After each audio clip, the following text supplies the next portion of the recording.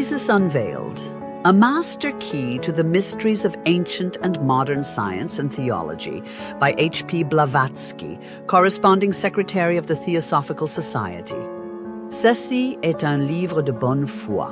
Montaigne, Volume 1, Science.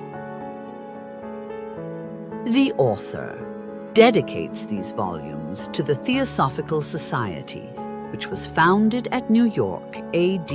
1875, to study the subjects on which they treat.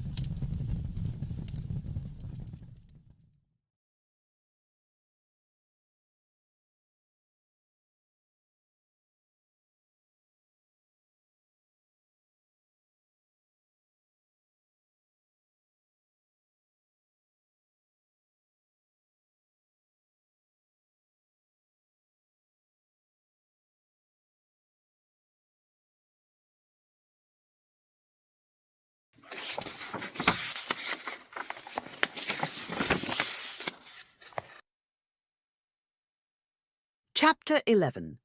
Psychological and Physical Marvels. Strange condition of the human mind, which seems to require that it should long exercise itself in error before it dare approach the truth. Magendie. La vérité que je défends est empreinte sur tous les monuments du passé. Pour comprendre l'histoire, il faut étudier les symboles anciens, les signes sacres du sacerdoce, et l'art de guérir dans les temps primitifs. Art oubli aujourd'hui.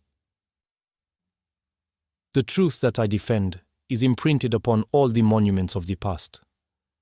To understand history, one must study the ancient symbols, the sacred signs of the priesthood, and the art of healing in primitive times, an art forgotten today. Baron du Potet. It is a truth perpetually that accumulated facts, lying in disorder, begin to assume some order if an hypothesis is thrown among them. Herbert Spencer. And now we must search magical history for cases similar to those given in the preceding chapter. This insensibility of the human body to the impact of heavy blows and resistance to penetration by sharp points and musket bullets is a phenomenon sufficiently familiar in the experience of all times and all countries. While science is entirely unable to give any reasonable explanation of the mystery, the question appears to offer no difficulty to mesmerists who have well studied the properties of the fluid. The man who, by a few passes over a limb, can produce a local paralysis so as to render it utterly insensible to burns, cuts, and the prickings of needles, need be but very little astonished at the phenomena of the Jansenists. As to the adepts of magic, especially in Siam and the East Indies, they are too familiar with the properties of the akasa, the mysterious life fluid, to even regard the insensibility of the convulsionaires as a very great phenomenon. The astral fluid can be compressed about a person so as to form an elastic shell, absolutely non-penetrable by any physical object, however great the velocity with which it travels. In a word, this fluid can be made to equal and even excel in resisting power, water, and air. In India, Malabar, and some places of Central Africa, the conjurers will freely permit any traveller to fire his musket or revolver at them, without touching the weapon themselves or selecting the balls. In Lying's travels among Timani, the Kurankos, and the Sulimas, occurs a description by an English traveller, the first white man to visit the tribe of the Sulimas, near the sources of the Dialaba, of a very curious scene. A body of picked soldiers fired upon a chief who had nothing to defend himself with but certain talismans. Although their muskets were properly loaded and aimed, not a ball could strike him. Salverte gives a similar case in his Philosophy of Occult Sciences. In 1568, the Prince of Orange condemned a Spanish prisoner to be shot at Juliers. The soldiers tied him to a tree and fired, but he was invulnerable. They at last stripped him to see what armor he wore, but found only an amulet. When this was taken from him, he fell dead at the first shot. This is a very different affair from the dexterous trickery resorted to by Houdin in Algeria. He prepared balls himself of tallow, blackened with soot, and by sleight of hand exchanged them for the real bullets, which the Arab sheiks supposed they were placing in the pistols. The simple-minded natives, knowing nothing but real magic which they had inherited from their ancestors, and which consists in each case of some one thing that they can do without knowing why or how, and seeing Houdin, as they thought, accomplish the same results in a more impressive manner, fancied that he was a greater magician than themselves. Many travellers, the writer included, have witnessed instances of this invulnerability, where deception was impossible. A few years ago, there lived in an African village an Abyssinian who passed for a sorcerer. Upon one occasion, a party of Europeans going to Sudan amused themselves for an hour or two in firing at him with their own pistols and muskets, a privilege which he gave them for a trifling fee. As many as 5 shots were fired simultaneously by a Frenchman named Langlois, and the muzzles of the pieces were not above 2 yards distant from the sorcerer's breast. In each case, simultaneously with the flash, the bullet would appear just beyond the muzzle, quivering in the air, and then, after describing a short parabola, fall harmlessly to the ground. A German of the party, who was going in search of ostrich feathers, offered the magician a 5-franc piece if he would allow him to fire his gun with the muzzle touching his body. The man at first refused, but finally, after appearing to hold conversation with somebody inside the ground, consented. The experimenter carefully loaded, and pressing the muzzle of the weapon against the sorcerer's body, after a moment's hesitation, fired. The barrel burst into fragments as far down as the stock, and the man walked off unhurt. This quality of invulnerability can be imparted to persons both by living adepts and by spirits.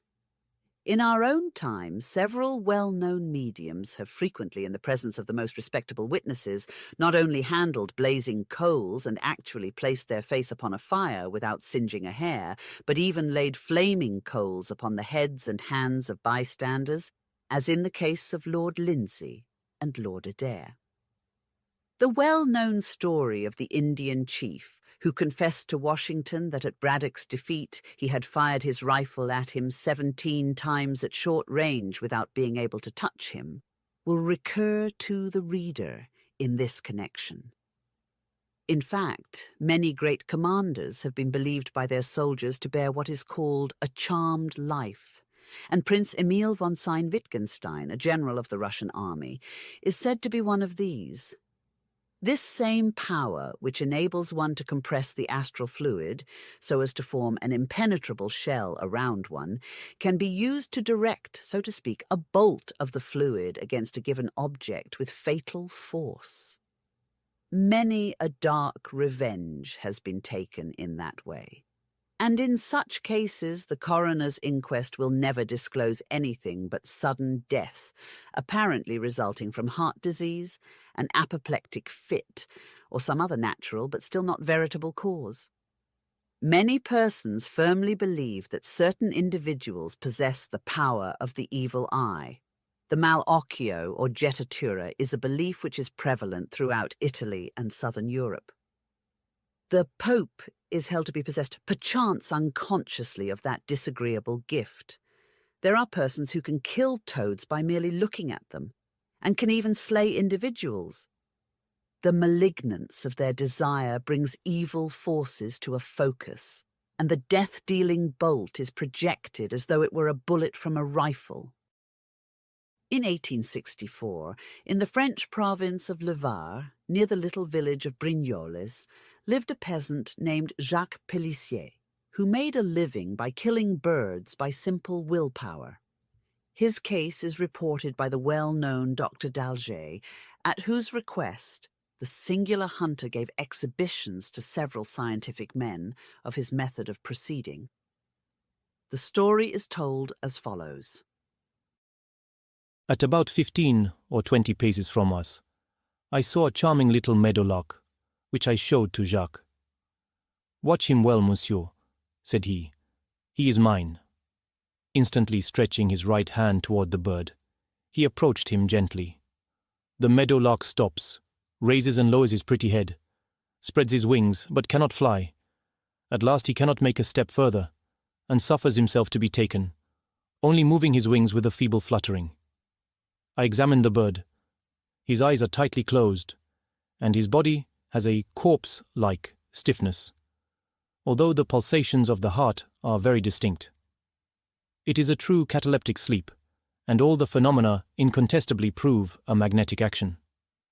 14 little birds were taken in this way, within the space of an hour. None could resist the power of Master Jacques, and all presented the same cataleptic sleep. A sleep which, moreover, terminates at the will of the hunter, whose humble slaves these little birds have become. 100 times, perhaps, I asked Jacques to restore life and movement to his prisoners, to charm them only halfway, so that they might hop along the ground, and then again bring them completely under the charm.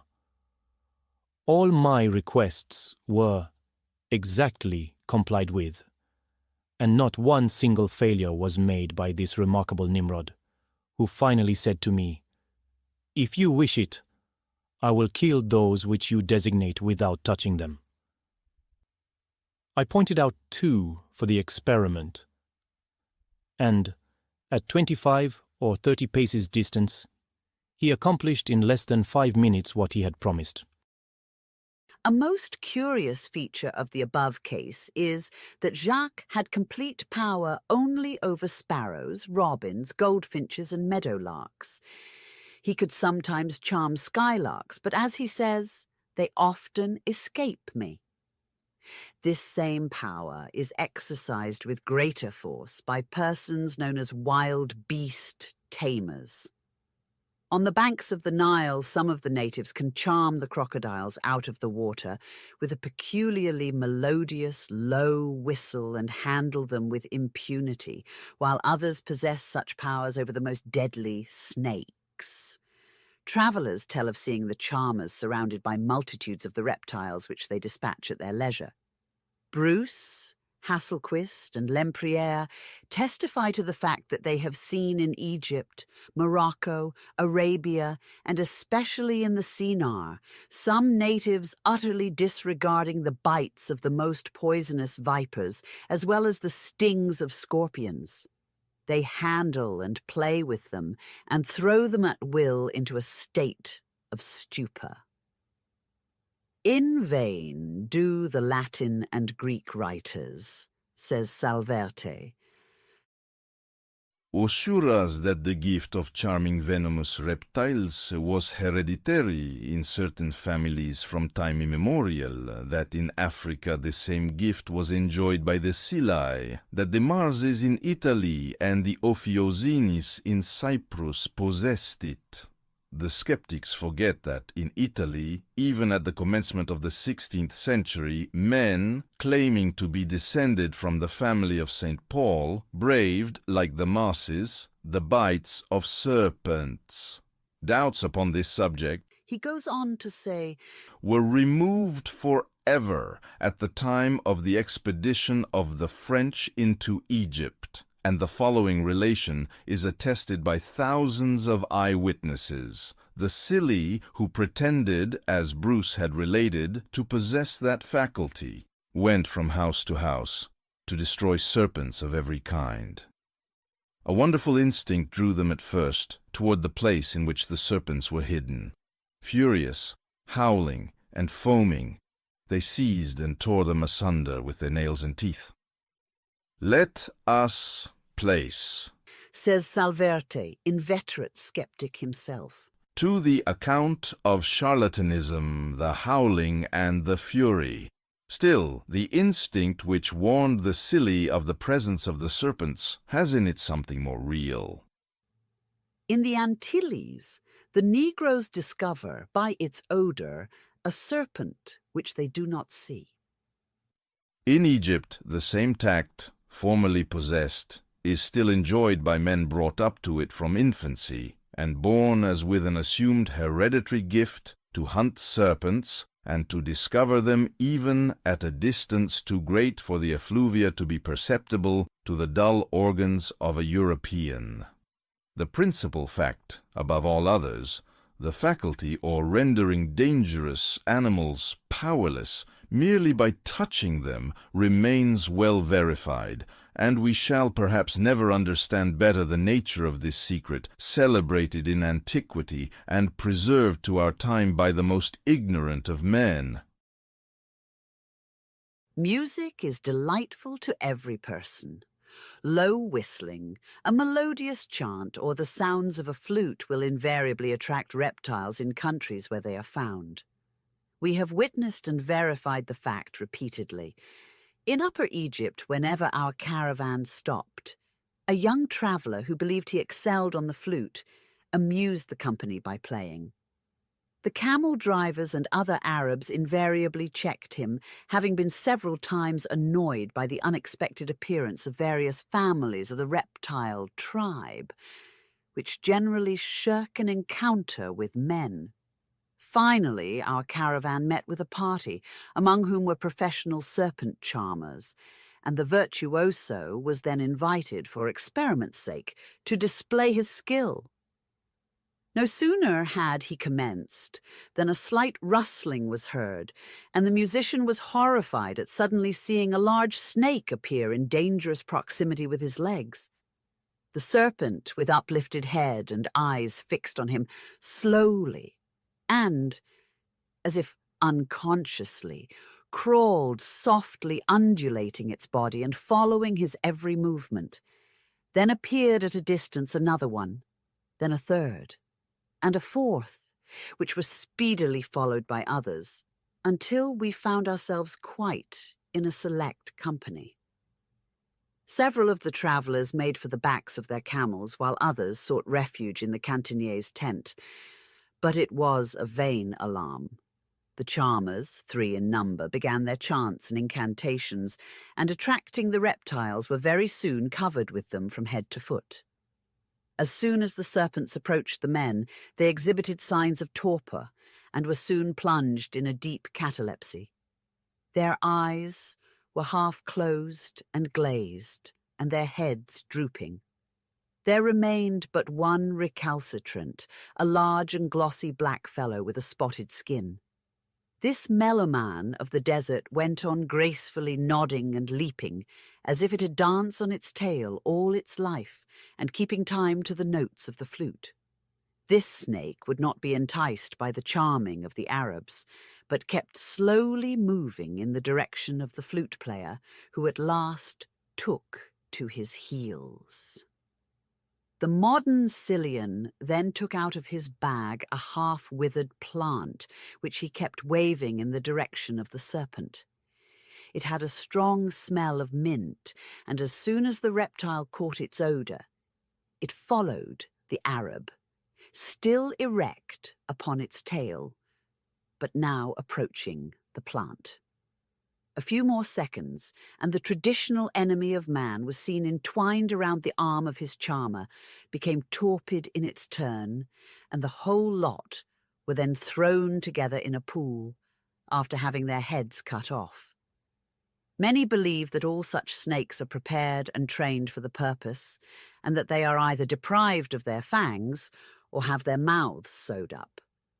There may be, doubtless, some inferior jugglers whose trickery has given rise to such an idea, but the genuine serpent charmer has too well established his claims in the East to resort to any such cheap fraud. They have the testimony on this subject of too many trustworthy travellers, including some scientists, to be accused of any such charlatanism. That the snakes, which are charmed to dance and to become harmless, are still poisonous, is verified by Forbes. On the music, stopping too suddenly, says he. Or from some other cause, the serpent, who had been dancing within a circle of country people, darted among the spectators and inflicted a wound in the throat of a young woman who died in agony in half an hour afterward. According to the accounts of many travellers, the Negro women of Dutch Guyana, the Obeah women, excel in taming very large snakes called amodites, or papa. They make them descend from the trees, follow, and obey them by merely speaking to them. We have seen in India a small brotherhood of fakirs settled round a little lake, or rather a deep pool of water, the bottom of which was literally carpeted with enormous alligators. These amphibious monsters crawl out and warm themselves in the sun, a few feet from the fakirs, some of whom may be motionless, lost in prayer and contemplation. So long as one of these holy beggars remains in view, the crocodiles are as harmless as kittens. But we would never advise a foreigner to risk himself alone within a few yards of these monsters. The poor Frenchman Pradin found an untimely grave in one of these terrible saurians, commonly called by the Hindus mudella. This word should be nihang or garil. When Iamblichus, Herodotus, Pliny, or some other ancient writer tells us of priests who caused asps to come forth from the altar of Isis, or of thaumaturgists taming with a glance the most ferocious animals, they are considered liars and ignorant imbeciles. When modern travellers tell us of the same wonders performed in the East, they are set down as enthusiastic jabberers or untrustworthy writers. But despite materialistic skepticism, man does possess such a power, as we see manifested in the above instances. When psychology and physiology become worthy of the name of sciences, Europeans will be convinced of the weird and formidable potency existing in the human will and imagination, whether exercised consciously or otherwise. And yet, how easy to realize such power in spirit, if we only think of that grand truism in nature that every most insignificant atom in it is moved by spirit, which is one in its essence, for the least particle of it represents the whole. And that matter is but the concrete copy of the abstract idea, after all. In this connection, let us cite a few instances of the imperial power of even the unconscious will to create according to the imagination, or rather the faculty of discerning images in the astral light.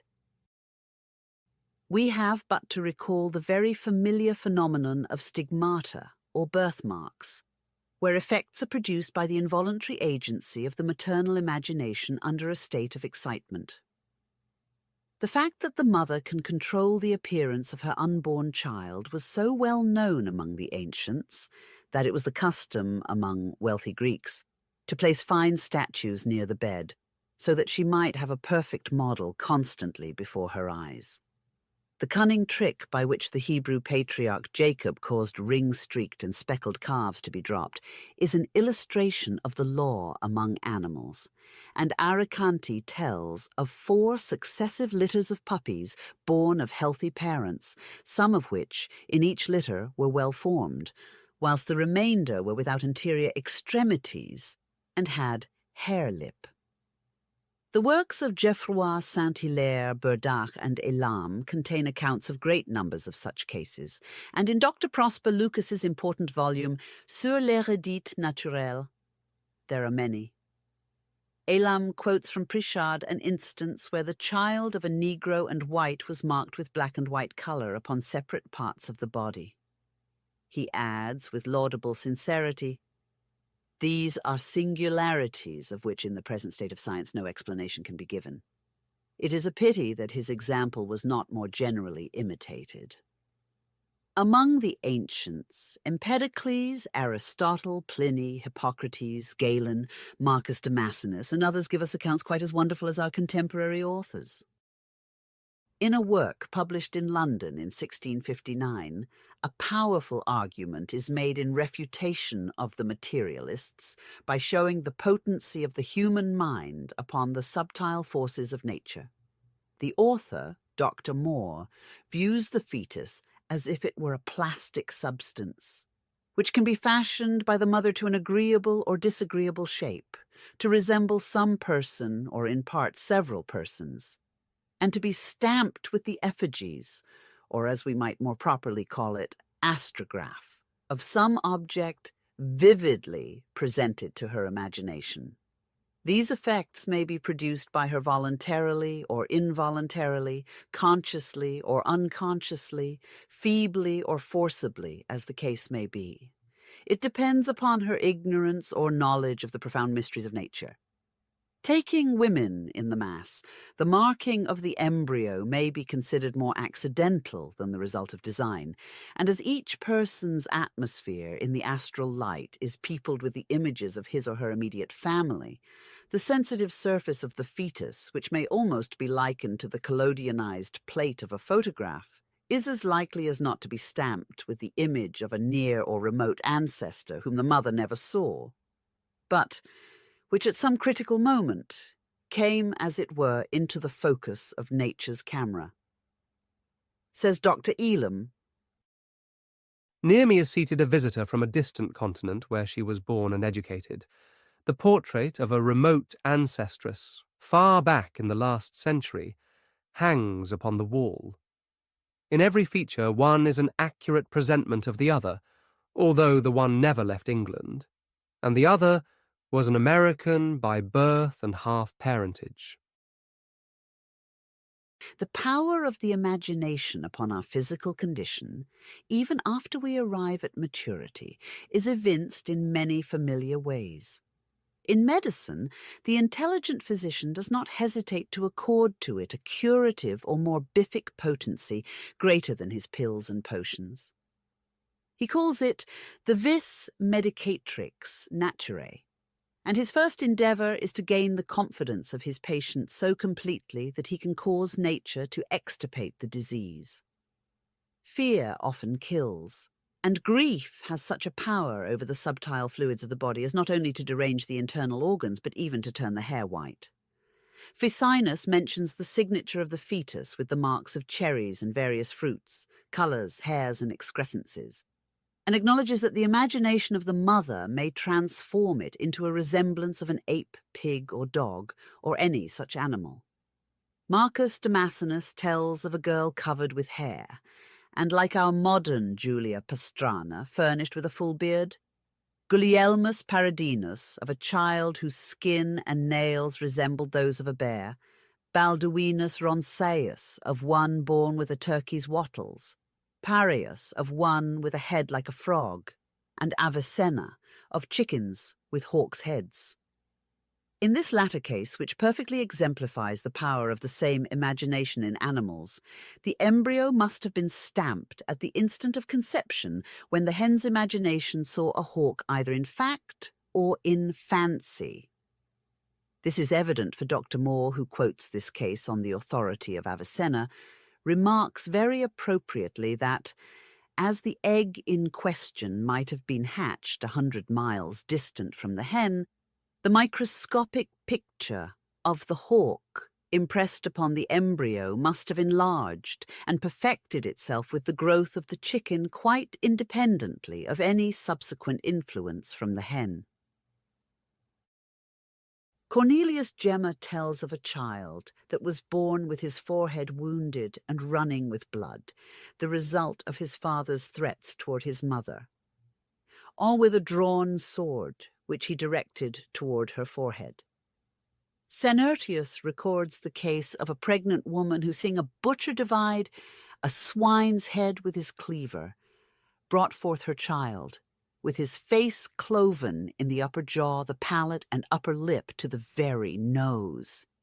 In Van Helmont's De Injectis Materialibus, some very astonishing cases are reported. The wife of a tailor at Mechlin was standing at her door and saw a soldier's hand cut off in a quarrel, which so impressed her as to bring on premature labor, and her child was born with only one hand, the other arm bleeding.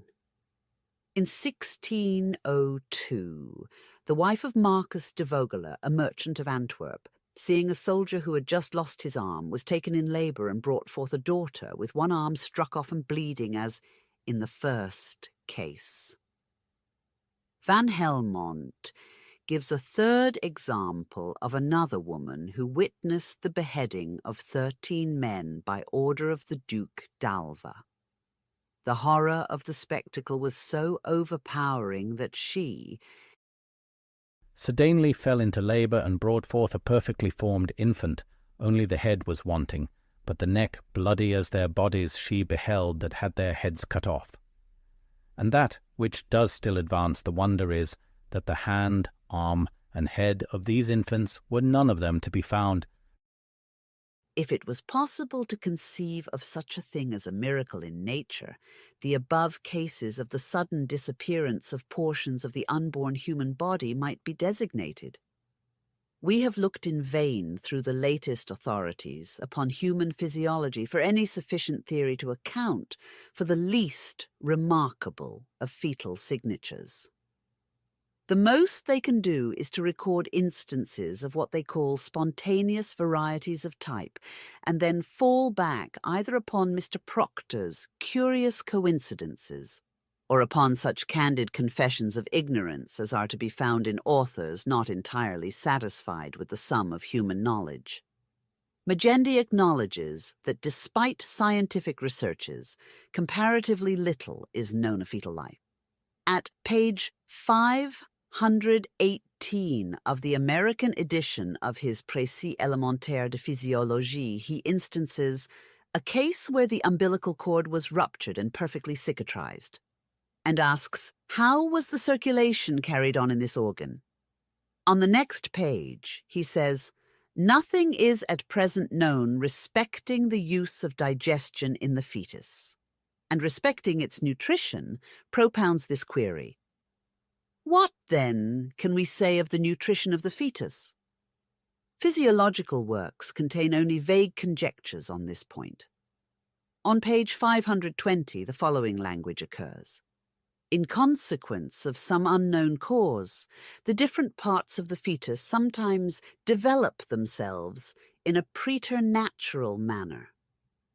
With singular inconsistency with his previous admissions of the ignorance of science upon all these points which we have quoted, he adds, there is no reason for believing that the imagination of the mother can have any influence in the formation of these monsters.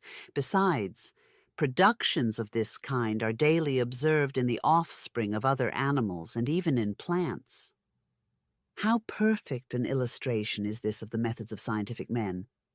The moment they pass beyond their circle of observed facts, their judgment seems to become entirely perverted. Their deductions from their own researches are often greatly inferior to those made by others who have to take the facts at second hand. The literature of science is constantly furnishing examples of this truth. And when we consider the reasoning of materialistic observers upon psychological phenomena, the rule is strikingly manifest. Those who are soul-blind are as constitutionally incapable of distinguishing psychological causes from material effects as the colorblind are to select scarlet from black. Elam, without being in the least a spiritualist, nay, though an enemy to it, represents the belief of honest scientists in the following expressions. It is certainly inexplicable how matter and mind can act and react one upon the other. The mystery is acknowledged by all to be insoluble, and will probably ever remain so. The great English authority upon the subject of malformation is The Science and Practice of Medicine by William Aitken, MD, Edinburgh, and Professor of Pathology in the Army Medical School. The American edition of which, by Professor Meredith Clymer, MD, of the University of Pennsylvania, has equal weight in the United States. At page 225 to 226 of Volume 1, we find the subject treated at length. The author says, The superstition, absurd notions, and strange causes assigned to the occurrence of such malformations are now fast disappearing before the lucid expositions of those famous anatomists who have made the development and growth of the ovum a subject of special study. It is sufficient to mention here the names J. Mueller, Ratlike, Bischoff, St. Hilaire, Burdach, Alan Thompson, G. and W. Vrolik, Wolf, Meckel, Simpson, Rokitansky, and von Ammon, as sufficient evidence that the truths of science will in time dispel the mists of ignorance and superstition.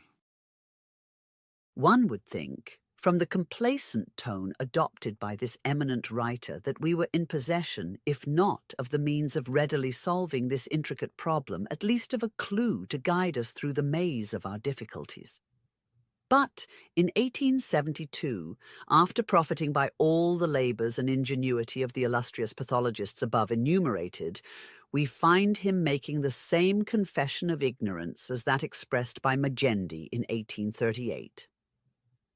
Nevertheless, says he, Much mystery still enshrouds the origin of malformation. The origin of them may be considered in two main issues, namely, 1. Are they due to original malformation of the germ? 2. Or, are they due to subsequent deformities of the embryo by causes operating on its development? With regard to the first issue, it is believed that the germ may be originally malformed or defective, owing to some influence proceeding either from the female or from the male, as in case of repeated procreation of the same kind of malformation by the same parents. Deformities on either side being transmitted as an inheritance. being unsupplied with any philosophy of their own to account for the lesions, the pathologists, true to professional instinct, resort to negation. That such deformity may be produced by mental impressions on pregnant women. There is an absence of positive proof. They say, Moles, mother's marks, and cutaneous spots as ascribed to morbid states of the coats of the ovum. A very generally recognized cause of malformation consists in impeded development of the fetus, the cause of which is not always obvious, but is for the most part concealed. Transient forms of the human fetus are comparable to persistent forms of many lower animals. can the learned professor explain why? Hence, malformations resulting from arrest of development often acquire an animal-like appearance. Exactly. But why do not pathologists inform us why it is so? Any anatomist who has made the development and growth of the embryo and fetus a subject of special study can tell without much brain work what daily experience and the evidence of his own eyes show him, viz. that up to a certain period the human embryo is a facsimile of a young batrachian in its first remove from the spawn, a tadpole. But no physiologist or anatomist seems to have had the idea of applying to the development of the human being, from the first instant of its physical appearance as a germ to its ultimate formation and birth, the Pythagorean esoteric doctrine of metempsychosis, so erroneously interpreted by critics. The meaning of the Kabbalistic axiom, a stone becomes a plant a beast a man, etc., was mentioned in another place in relation to the spiritual and physical evolution of man on this earth. We will now add a few words more to make the idea clearer. What is the primitive shape of the future man? A grain, a corpuscle, say some physiologists, a molecule, an ovum of the ovum, say others. if it could be analyzed by the spectroscope or otherwise, of what ought we to expect to find it composed? Analogically, we should say, of a nucleus of inorganic matter, deposited from the circulation at the germinating point, and united with a deposit of organic matter. In other words, this infinitesimal nucleus of the future man is composed of the same elements as a stone, of the same elements as the earth, which the man is destined to inhabit. Moses is cited by the Kabbalists as authority for the remark that it required earth and water to make a living being, and thus it may be said that man first appears as a stone. At the end of 3 or 4 weeks, the ovum has assumed a plant-like appearance, one extremity having become spheroidal and the other tapering like a carrot. Upon dissection, it is found to be composed like an onion of very delicate laminae or coats enclosing a liquid. The laminae approach each other at the lower end, and the embryo hangs from the root of the umbilicus almost like a fruit from the bough. The stone has now become changed by metempsychosis into a plant. Then the embryonic creature begins to shoot out from the inside outward its limbs and develops its features. The eyes are visible as 2 black dots. The ears, nose, and mouth form depressions like the points of a pineapple before they begin to project. The embryo develops into an animal-like fetus, the shape of a tadpole, and, like an amphibious reptile, lives in water and develops from it. Its monad has not yet become either human or immortal, for the Kabbalists tell us that that only comes at the 4th hour. One by one, the fetus assumes the characteristics of the human being. The first flutter of the immortal breath passes through his being. He moves. Nature opens the way for him, ushers him into the world. And the divine essence settles in the infant frame, which it will inhabit until the moment of physical death, when man becomes a spirit. This mysterious process of a 9 months formation the Kabbalists call the completion of the individual cycle of evolution. As the fetus develops from the liquor amni in the womb, so the earths germinate from the universal ether, or astral fluid, in the womb of the universe. These cosmic children, like their pygmy inhabitants, are first nuclei, then ovules, then gradually mature, and becoming mothers in their turn develop mineral, vegetable, animal, and human forms. From center to circumference, from the imperceptible vesicle to the uttermost conceivable bounds of the cosmos. These glorious thinkers, the Kabbalists, trace cycle merging into cycle, containing and contained in an endless series. The embryo evolving in its prenatal sphere, the individual in his family, the family in the state in mankind, the earth in our system, that system in its central universe, the universe in the cosmos, and the cosmos in the first cause, the boundless and endless. So runs their philosophy of evolution. All are but parts of one stupendous whole, whose body nature is, and God the soul.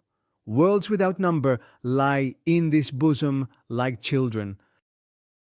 While unanimously agreeing that physical causes such as blows, accidents, and bad quality of food for the mother affect the fetus in a way which endangers its life, and while admitting again that moral causes such as fear, sudden terror, violent grief, or even extreme joy may retard the growth of the fetus or even kill it. Many physiologists agree with Magendie in saying, There is no reason for believing that the imagination of the mother can have any influence in the formation of monsters. And only because Productions of this kind are daily observed in the production of other animals and even in plants. In this opinion, he is supported by the leading teratologists of our day. Although Geoffroy Street Hilaire gave its name to the new science, its facts are based upon the exhaustive experiments of Bichat, who in 1802 was recognized as the founder of analytical and philosophical anatomy.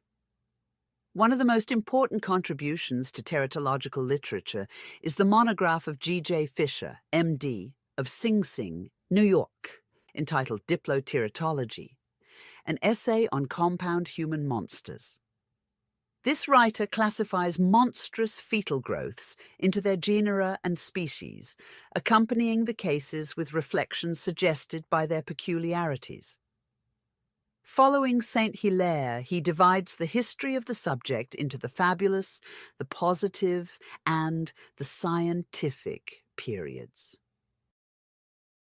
It suffices for our purpose to say that in the present state of scientific opinion, 2 points are considered as established.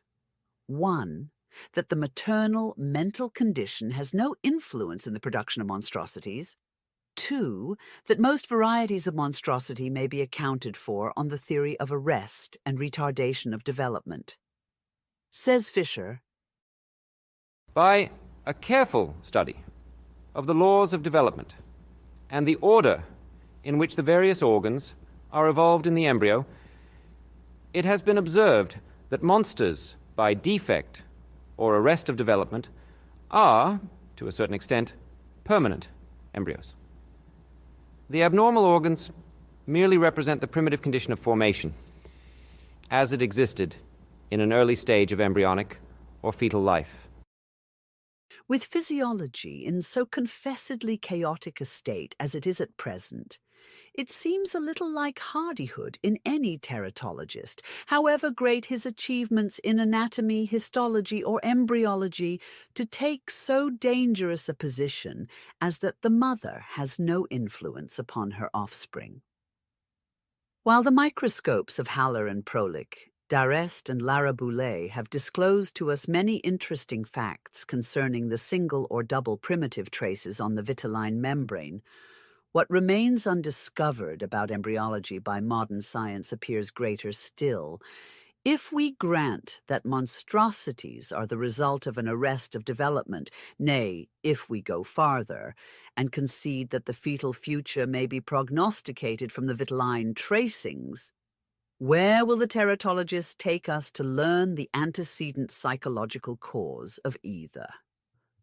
Dr. Fisher may have carefully studied some hundreds of cases and feel himself authorized to construct a new classification of their genera and species. But facts are facts, and outside the field of his observation it appears, even if we judge but by our own personal experience in various countries, that there are abundant attainable proofs that the violent maternal emotions are often reflected in tangible, visible, and permanent disfigurements of the child. And the cases in question seem, moreover, to contradict Dr. Fisher's assertion that monstrous growths are due to causes traceable to the early stages of embryonic or fetal life. One case was that of a judge of an imperial court at Saratov, Russia, who always wore a bandage to cover a mouse mark on the left side of his face.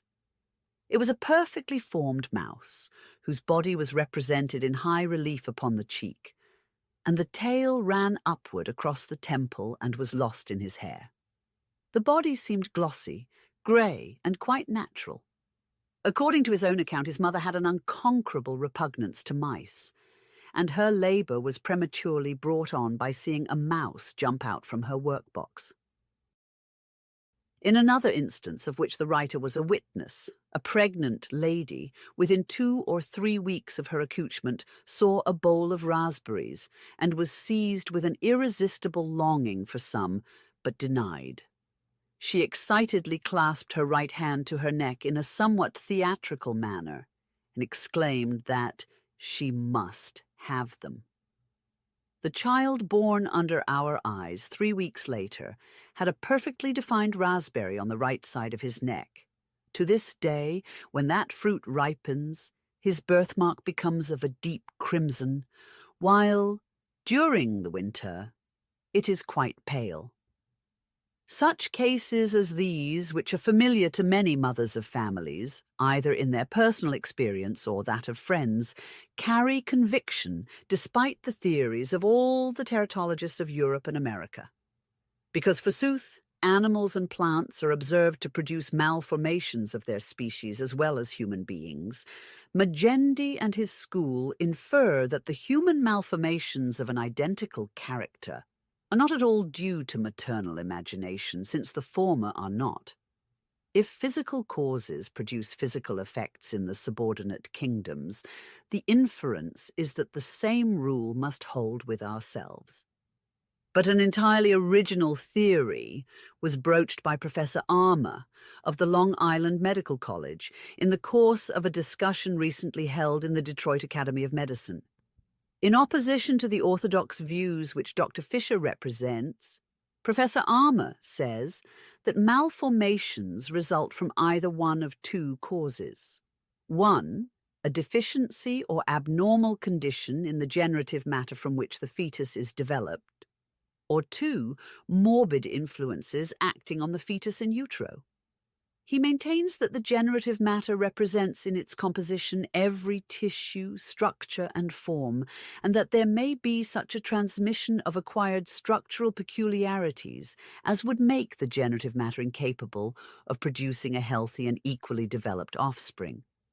On the other hand, the generative matter may be perfect in itself, but being subjected to morbid influences during the process of gestation, the offspring will, of necessity, be monstrous. To be consistent, this theory must account for diploteratological cases, double-headed or double-membered monsters, which seems difficult. We might perhaps admit that in defective generative matter, the head of the embryo might not be represented or any other part of the body be deficient. But it hardly seems as if there could be 2, 3, or more representatives of a single member. Again, if the generative matter have hereditary taint, it seems as if all the resulting progeny should be equally monstrous. Whereas the fact is that in many cases the mother has given birth to a number of healthy children before the monster made its appearance, all being the progeny of one father. Numerous cases of this kind are quoted by Dr. Fisher. Among others, he cites the case of Catherine Corcoran, a very healthy woman, 30 years of age, and who, previously to giving birth to this monster, had borne 5 well-formed children, no 2 of which were twins. It had a head at either extremity, 2 chests, with arms complete, 2 abdominal, and 2 pelvic cavities united end to end, with 4 legs placed, 2 at either side, where the union between the 2 occurred. Certain parts of the body, however, were not duplicated, and therefore this cannot be claimed as a case of the growing together of twins. Another instance is that of Maria Teresa Parodi.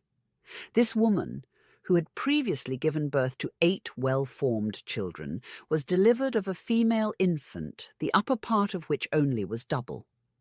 Instances in which before and after the production of a monster, the children were perfectly healthy are numerous, and if, on the other hand, the fact that monstrosities are as common with animals as they are with mankind is a generally accepted argument against the popular theory that these malformations are due to the imagination of the mother, and that other fact, that there is no difference between the ovarian cell of a mammifer and man, be admitted, what becomes of Professor Armour's theory? In such a case, an instance of an animal malformation is as good as that of a human monster. And this is what we read in Dr. Samuel L. Mitchell's paper on 2-headed serpents. A female snake was killed, together with her whole brood of young ones, amounting to 120.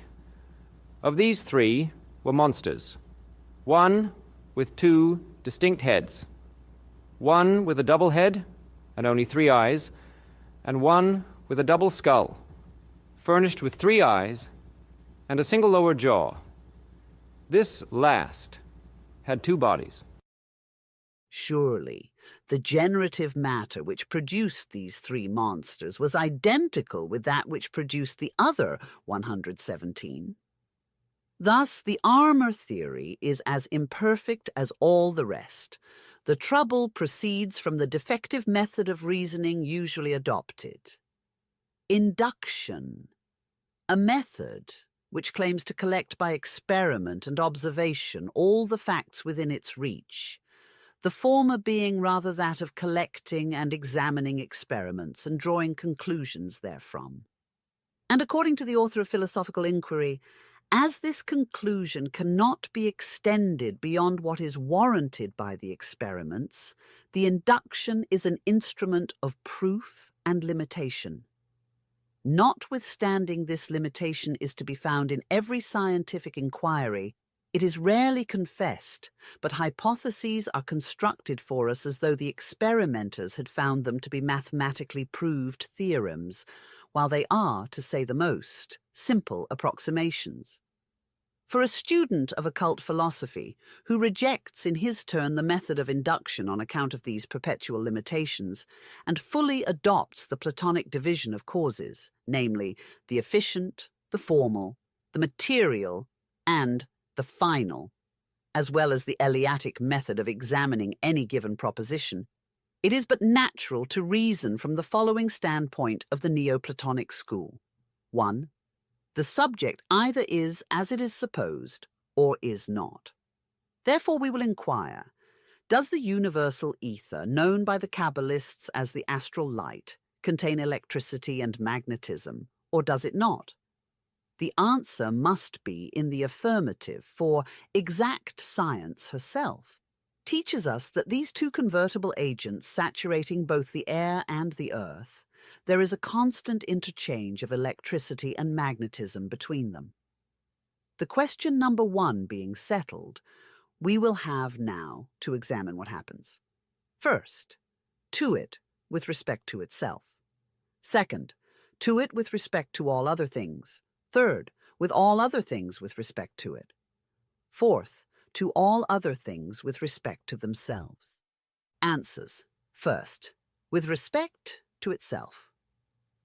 That inherent properties previously latent in electricity become active under favoring conditions, and that at one time the form of magnetic force is assumed by the subtile all-pervading agent, at another the form of electric force is assumed. Second, with respect to all other things. By all other things for which it has an affinity, it is attracted, by all others repelled. Third, with all other things with respect to it. It happens that whenever they come in contact with electricity, they receive its impress in proportion to their conductivity. Fourth, to all other things with respect to themselves. That under the impulse received from the electric force, and in proportion to its intensity, their molecules change their relations with each other. That either they are wrenched asunder so as to destroy the object, organic or inorganic, which they formed, or, if previously disturbed, are brought into equilibrium, as in cases of disease, or the disturbance may be but superficial, and the object may be stamped with the image of some other object encountered by the fluid before reaching them. To apply the above propositions to the case in point, there are several well-recognized principles of science, as, for instance, that a pregnant woman is physically and mentally in a highly impressible state. Physiology tells us that her intellectual faculties are weakened and that she is affected to an unusual degree by the most trifling events. Her pores are opened and she exudes a peculiar cutaneous perspiration. She seems to be in a receptive condition for all the influences in nature. Reichenbach's disciples assert that her odic condition is very intense. Dupotet warns against incautiously mesmerizing her for fear of affecting the offspring. Her diseases are imparted to it, and often it absorbs them entirely to itself. Her pains and pleasures react upon its temperament as well as its health. Great men proverbially have great mothers, and vice versa. It is true that her imagination has an influence upon the fetus, Admits Magendie, thus contradicting what he asserts in another place. And he adds that sudden terror may cause the death of the fetus or retard its growth. in the case recently reported in the American papers of a boy who was killed by a stroke of lightning upon stripping the body, there was found imprinted upon his breast the faithful picture of a tree which grew near the window which he was facing at the time of the catastrophe, and which was also felled by the lightning. Now, this electrical photography, which was accomplished by the blind forces of nature, furnishes an analogy by which we may understand how the mental images of the mother are transmitted to the unborn child. Her pores are opened. She exudes an odic emanation which is but another form of the akasa, the electricity or life principle, and which, according to Reichenbach, produces mesmeric sleep, and consequently is magnetism. Magnetic currents develop themselves into electricity upon their exit from the body. An object making a violent impression on the mother's mind, its image is instantly projected into the astral light or the universal ether, which Jevons and Babbage, as well as the authors of The Unseen Universe, tell us is the repository of the spiritual images of all forms and even human thoughts. Her magnetic emanations attract and unite themselves with the descending current, which already bears the image upon it. It rebounds, and repercussing more or less violently, impresses itself upon the fetus, according to the very formula of physiology, which shows how every maternal feeling reacts on the offspring. Is this Kabbalistic theory more hypothetical or incomprehensible than the teratological doctrine taught by the disciples of Geoffroy Saint-Hilaire?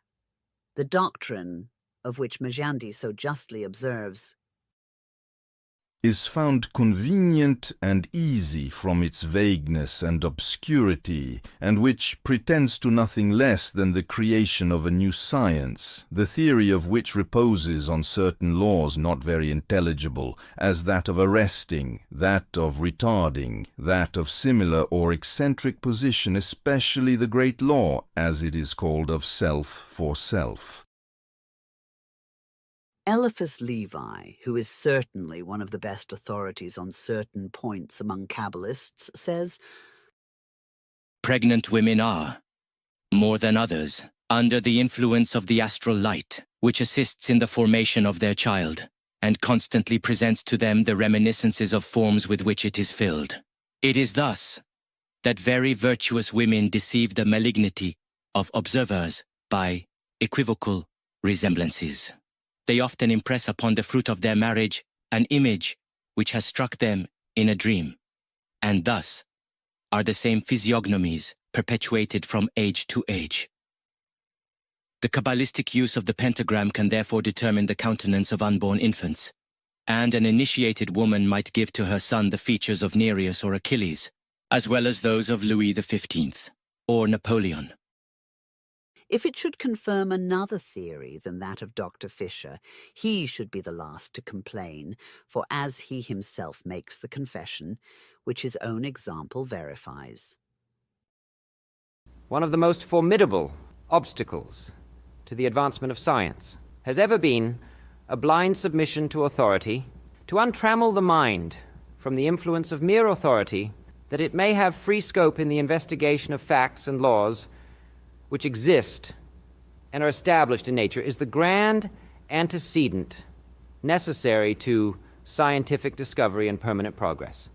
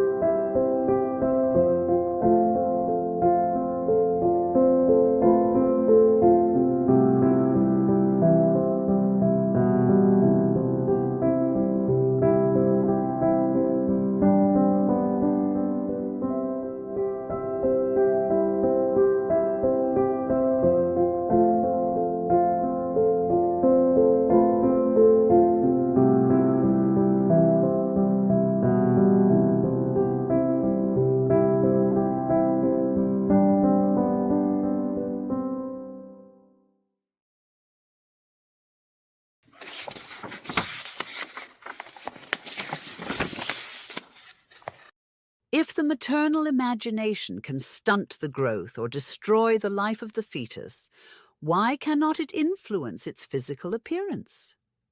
There are some surgeons who have devoted their lives and fortunes to find the cause for these malformations, but have only reached the opinion that they are mere coincidences.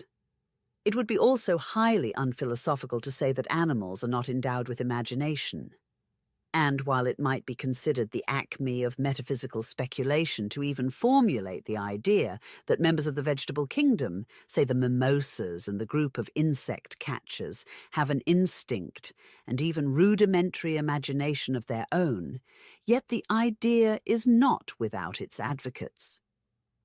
If great physicists, like Tyndall, are forced to confess that even in the case of intelligent and speaking man, they are unable to bridge the chasm between mind and matter, and define the powers of the imagination, how much greater must be the mystery about what takes place in the brain of a dumb animal?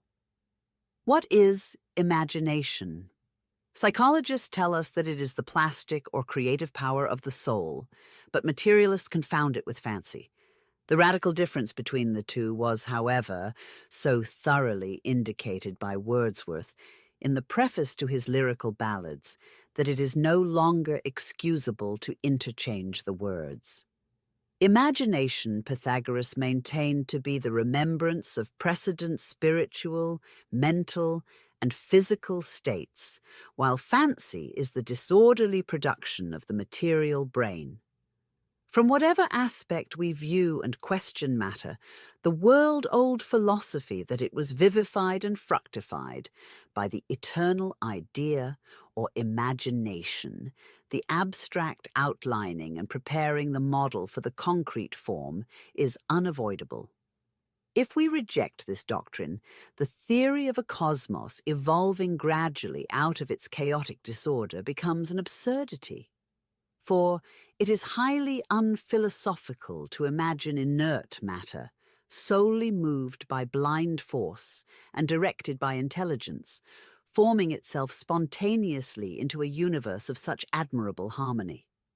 If the soul of man is really an outcome of the essence of this universal soul, an infinitesimal fragment of this first creative principle, it must of necessity partake in degree of all the attributes of the demiurgic power. As the Creator, breaking up the chaotic mass of dead, inactive matter, shaped it into form, so man, if he knew his powers, could to a degree do the same. As Phidias, gathering together the loose particles of clay and moistening them with water, could give plastic shape to the sublime idea evoked by his creative faculty, so the mother who knows her power can fashion the coming child into whatever form she likes. Ignorant of his powers, the sculptor produces only an inanimate, though ravishing figure of inert matter, while the soul of the mother, violently affected by her imagination, blindly projects into the astral light an image of the object which impressed it, and by repercussion, that is stamped upon the fetus. Science tells us that the law of gravitation assures us that any displacement which takes place in the very heart of the earth will be felt throughout the universe. And we may even imagine that the same thing will hold true of those molecular motions which accompany thought. Speaking of the transmission of energy throughout the universal ether or astral light, the same authority says, "Continual photographs of all occurrences are thus produced and retained. A large portion of the energy of the universe may thus be said to be invested in such pictures." Dr. Forney of the National Deaf and Dumb Institute of France, in Chapter 2 of his work, in discussing the question of the fetus, says that the most powerful microscope is unable to show us the slightest difference between the ovarian cell of a mammifer and a man. And, respecting the first or last movement of the ovule, asks, What is it? Has it particular characters which distinguish it from every other ovule? And justly answers thus, Until now, science has not replied to these questions, and, without being a pessimist, I do not think that she ever will reply. From the day when her methods of investigation will permit her to surprise the hidden mechanism of the conflict of the principle of life with matter, she will know life itself and be able to produce it. If our author had read the sermon of Père Félix, how appropriately he might utter his Amen to the priest's exclamation, "Mystery, mystery."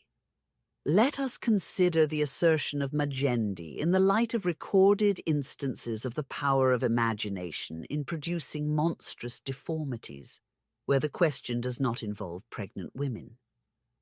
He admits that these occur daily in the offspring of the lower animals.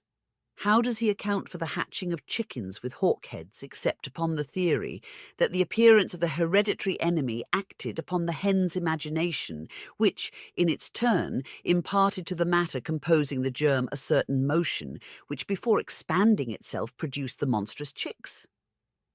We know of an analogous case where a tame dove belonging to a lady of our acquaintance was frightened daily by a parrot, and in her next brood of young there were 2 squabs with parrots' heads, the resemblance even extending to the colour of the feathers. We might also cite Columella, Youatt, and other authorities, together with the experience of all animal breeders, to show that by exciting the imagination of the mother, the external appearance of the offspring can be largely controlled. These instances in no degree affect the question of heredity, for they are simply special variations of type artificially caused. Catherine Crowe discusses at considerable length the question of the power of the mind over matter, and relates in illustration many well-authenticated instances of the same. Among others, that most curious phenomenon called the stigmata have a decided bearing upon this point. These marks come upon the bodies of persons of all ages, and always as the result of exalted imagination. In the cases of the Tyrolese ecstatic, Catherine Emmerich, and many others, the wounds of the crucifixion are said to be as perfect as nature. A certain Madame Baroness von N. dreamed one night that a person offered her a red and a white rose, and that she chose the latter. On awaking, she felt a burning pain in her arm, and by degrees there appeared the figure of a rose, perfect in form and colour. It was rather raised above the skin. The mark increased in intensity till the 8th day, after which it faded away, and by the 14th was no longer perceptible. 2 young ladies in Poland were standing by an open window during a storm. A flash of lightning fell near them, and the gold necklace on the neck of one of them was melted. A perfect image of it was impressed upon the skin and remained throughout life. The other girl, appalled by the accident to her companion, stood transfixed with horror for several minutes and then fainted away. Little by little, the same mark of a necklace, as had been instantaneously imprinted upon her friend's body, appeared upon her own, and remained there for several years, when it gradually disappeared. Dr. Justinus Kerner, the distinguished German author, relates a still more extraordinary case. At the time of the French invasion, a Cossack having pursued a Frenchman into a cul-de-sac, an alley without an outlet, there ensued a terrible conflict between them, in which the latter was severely wounded. A person who had taken refuge in this close and could not get away was so dreadfully frightened that when he reached home there broke out on his body the very same wounds that the Cossack had inflicted on his enemy.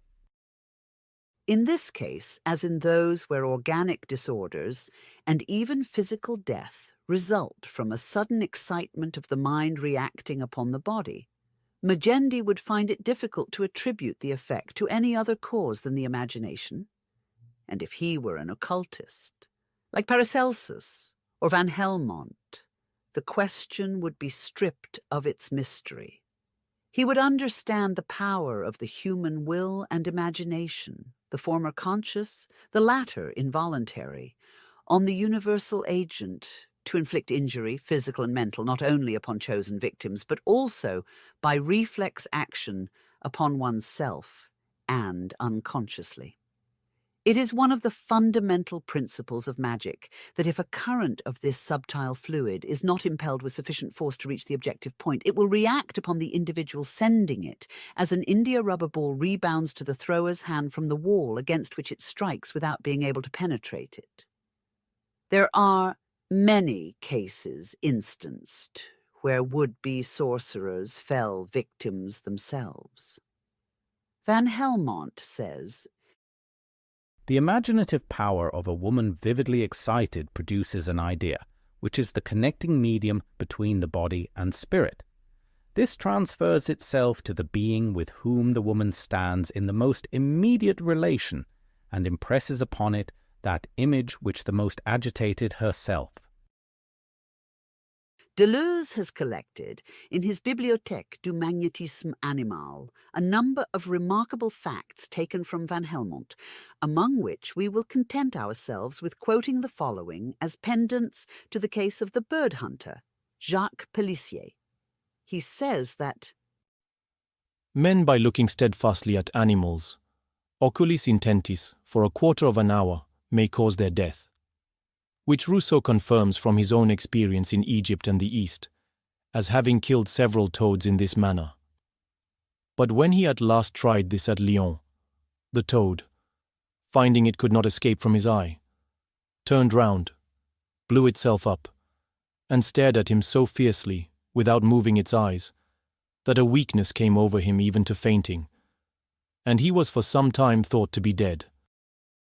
But to return to the question of teratology. Wierus tells in his De Praestigiis Daemonum of a child born of a woman who not long before its birth was threatened by her husband, he saying that she had the devil in her and that he would kill him. The mother's fright was such that her offspring appeared. Well-shaped from the middle downward, but upward spotted with blackened red spots, with eyes in his forehead, a mouth like a satyr, ears like a dog, and bended horns on its head like a goat. In a demonological work by Parametus, there is a story of a monster born at St. Lawrence in the West Indies in the year 1573, the genuineness of which is certified to by the Duke of Medina Sidonia. The child, besides the horrible deformity of its mouth, ears, and nose, had 2 horns on the head, like those of young goats, long hair on his body, a fleshy girdle about his middle, double, from whence hung a piece of flesh like a purse, and a bell of flesh in his left hand, like those the Indians use when they dance, white boots of flesh on his legs, doubled down. In brief, the whole shape was horrid and diabolical, and conceived to proceed from some fright the mother had taken from the antic dances of the Indians. Dr. Fisher rejects all such instances as unauthenticated and fabulous. But we will not weary the reader with further selections from the multitude of teratological cases to be found recorded in the works of standard authors. The above suffice to show that there is reason to attribute these aberrations of physiological type to the mutual reaction of the maternal mind and the universal ether upon each other. Lest some should question the authority of Van Helmont as a man of science, we will refer them to the work of Forney, the well-known physiologist, where, at page 717, the following estimate of his character will be found. Van Helmont was a highly distinguished chemist.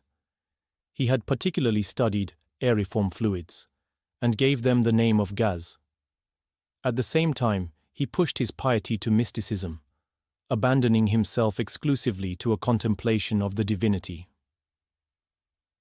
Van Helmont is distinguished above all his predecessors by connecting the principle of life, directly and in some sort experimentally, as he tells us, with the most minute movements of the body. It is the incessant action of this entity, in no way associated by him with the material elements, but forming a distinct individuality, that we cannot understand. Nevertheless, it is upon this entity that a famous school has laid its principal foundation.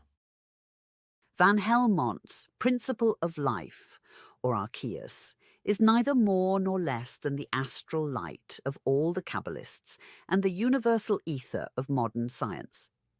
If the more unimportant signatures of the fetus are not due to the imagination of the mother, to what other cause would Majendi attribute the formation of horny scales, the horns of goats, and the hairy coats of animals which we have seen in the above instances marking monstrous progeny?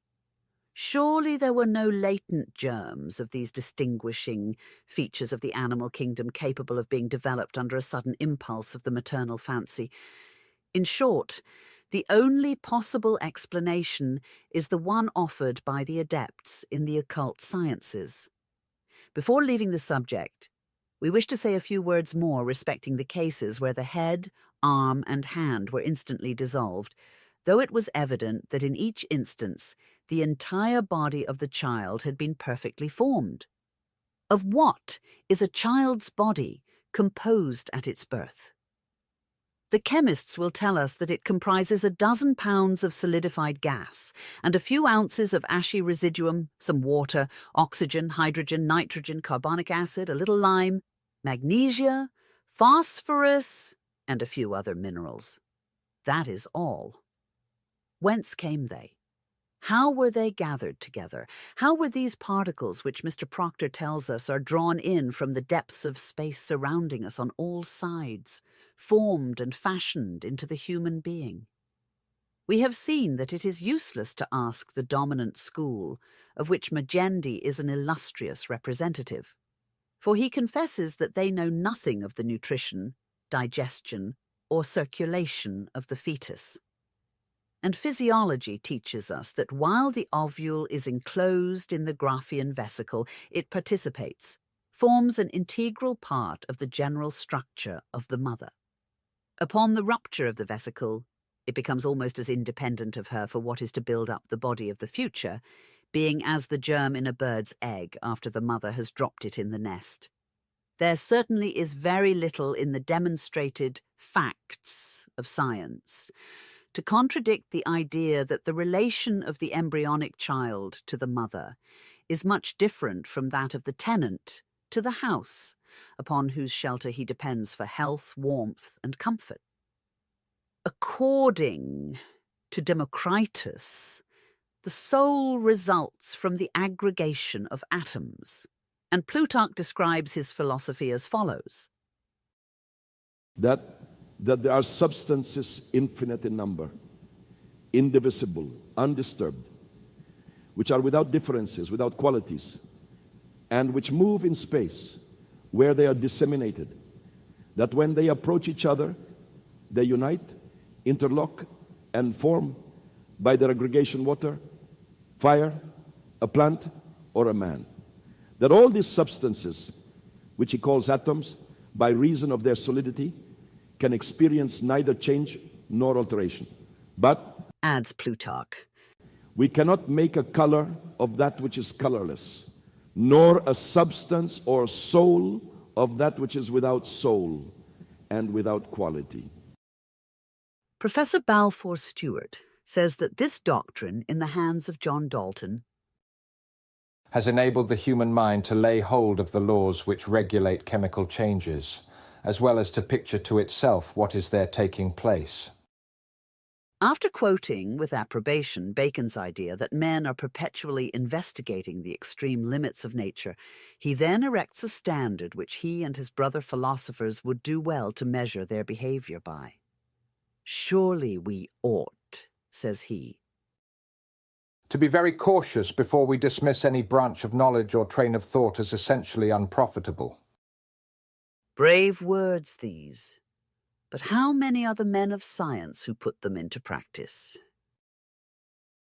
Democritus of Abdera shows a space crammed with atoms, and our contemporary astronomers allow us to see how these atoms form into worlds, and afterward into the races, our own included, which people them. Since we have indicated the existence of a power in the human will, which by concentrating currents of those atoms upon an objective point can create a child corresponding to the mother's fancy, why is it not perfectly credible that this same power put forth by the mother can, by an intense, albeit unconscious reversal of those currents, dissipate and obliterate any portion or even the whole of the body of her unborn child? And here comes in the question of false pregnancies, which have so often completely puzzled both physician and patient. If the head, arm, and hand of the 3 children mentioned by Van Helmont could disappear as a result of the emotion of horror, why might not the same or some other emotion, excited in a like degree, cause the entire extinction of the fetus in so-called false pregnancy? Such cases are rare, but they do occur, and moreover baffle science completely. There certainly is no chemical solvent in the mother's circulation powerful enough to dissolve her child without destroying herself. We commend the subject to the medical profession, hoping that as a class they will not adopt the conclusion of Fournier, who says, In this succession of phenomena, we must confine ourselves to the office of historian, as we have not even tried to explain the whys and wherefores of these things. For there lie the inscrutable mysteries of life, and in proportion as we advance in our exposition, we will be obliged to recognize that this is to us forbidden ground. Within the limits of his intellectual capabilities, the true philosopher knows no forbidden ground and should be content to accept no mystery of nature as inscrutable or inviolable. No student of Hermetic philosophy, nor any spiritualist, will object to the abstract principle laid down by Hume that a miracle is impossible. For to suppose such a possibility would make the universe governed through special instead of general laws. This is one of the fundamental contradictions between science and theology. The former, reasoning upon universal experience, maintains that there is a general uniformity of the course of nature, while the latter assumes that the governing mind can be invoked to suspend general law to suit special emergencies. Says John Stuart Mill, If we do not already believe in supernatural agencies, no miracle can prove to us their existence. The miracle itself, considered merely as an extraordinary fact, may be satisfactorily certified by our senses or by testimony, but nothing can ever prove that it is a miracle. There is still another possible hypothesis, that of its being the result of some unknown natural cause. And this possibility cannot be so completely shut out as to leave no alternative but that of admitting the existence and intervention of a being superior to nature. this is the very point which we have sought to bring home to our logicians and physicists. As Mr. Mill himself says, We cannot admit a proposition as a law of nature, and yet believe a fact in real contradiction to it. We must disbelieve the alleged fact, or believe that we were mistaken in admitting the supposed law.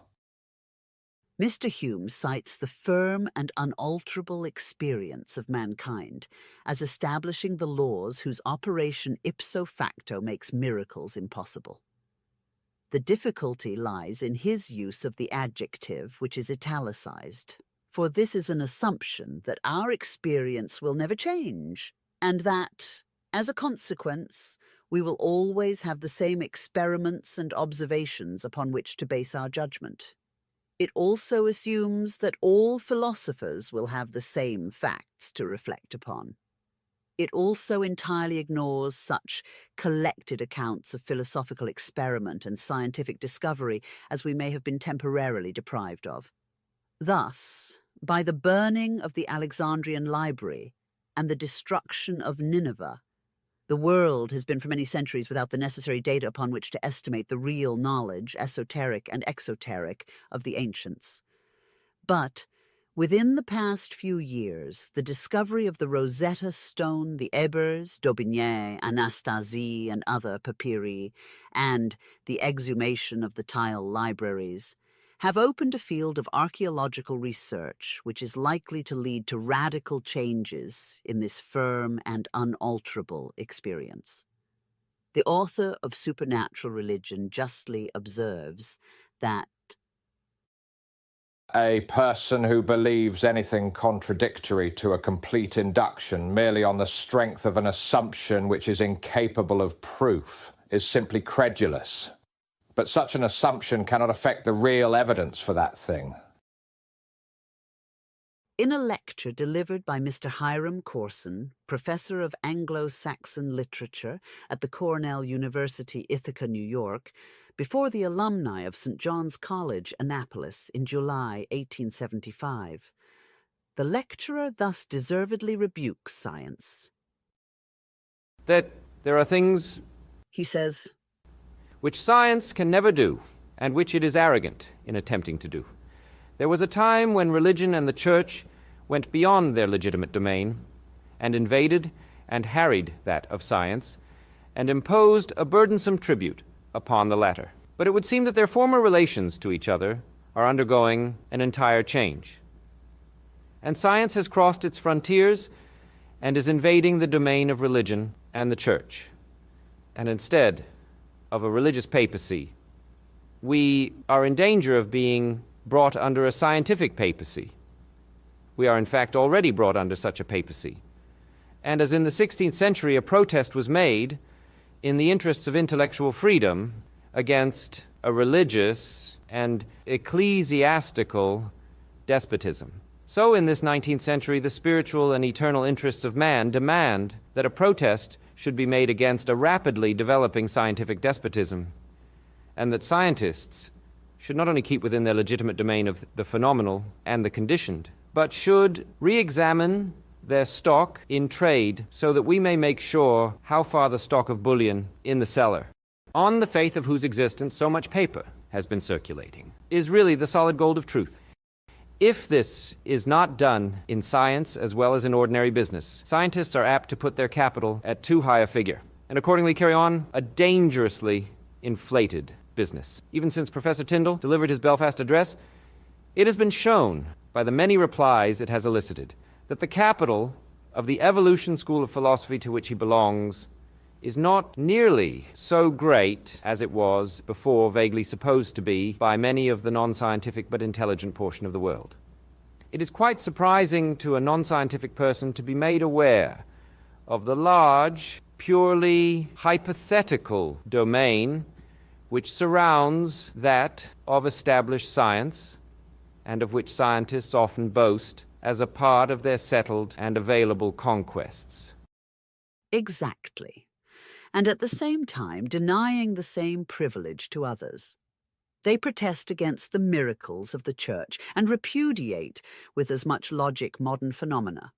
In view of the admission of such scientific authorities as Dr. Humans and others that modern science is passing through a transitional period, it would seem that it's time that people should cease to consider certain things incredible only because they are marvelous, and because they seem to oppose themselves to what we are accustomed to consider universal laws. There are not a few well-meaning men in the present century who, desiring to avenge the memory of such martyrs of science as Agrippa, Palissy, and Cardan, nevertheless fail, through lack of means, to understand their ideas rightly. They erroneously believe that the Neoplatonists gave more attention to transcendental philosophy than to exact science. The failures that Aristotle himself so often exhibits, remarks Professor Draper, are no proof of the unreliability of his method, but rather of its trustworthiness. They are failures arising from want of a sufficiency of facts. What facts? We might inquire. A man of science cannot be expected to admit that these facts can be furnished by occult science, since he does not believe in the latter. Nevertheless, the future may demonstrate this verity. Aristotle has bequeathed his inductive method to our scientists, but until they supplement it with the universals of Plato, they will experience still more failures than the great tutor of Alexander. The universals are a matter of faith only so long as they cannot be demonstrated by reason and based on uninterrupted experience. Who of our present-day philosophers can prove by this same inductive method that the ancients did not possess such demonstrations as a consequence of their esoteric studies? Their own negations, unsupported as they are by proof, sufficiently attest that they do not always pursue the inductive method they so much boast of. Obliged as they are to base their theories, nolens volens, on the groundwork of the ancient philosophers, their modern discoveries are but the shoots put forth by the germs planted by the former. And yet, even these discoveries are generally incomplete, if not abortive. Their cause is involved in obscurity, and their ultimate effect unforeseen. We are not, says Professor Humans, to regard past theories as mere exploded errors, nor present theories as final. The living and growing body of truth has only molted its old integuments in the progress to a higher and more vigorous state. This language, applied to modern chemistry by one of the first philosophical chemists and most enthusiastic scientific writers of the day, shows the transitional state in which we find modern science. But what is true of chemistry is true of all its sister sciences. Since the advent of spiritualism, physicians and pathologists are more ready than ever to treat great philosophers like Paracelsus and Van Helmont as superstitious quacks and charlatans, and to ridicule their notions about the archeus or anima mundi, as well as the importance they gave to a knowledge of the machinery of the stars.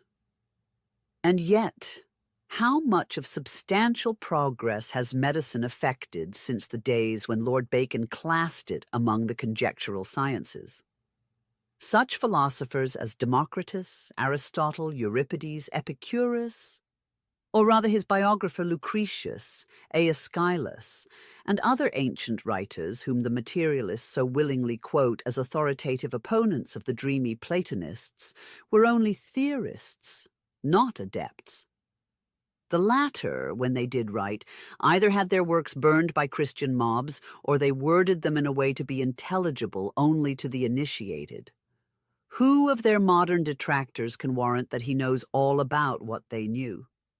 Diocletian alone burned whole libraries of works upon the secret arts.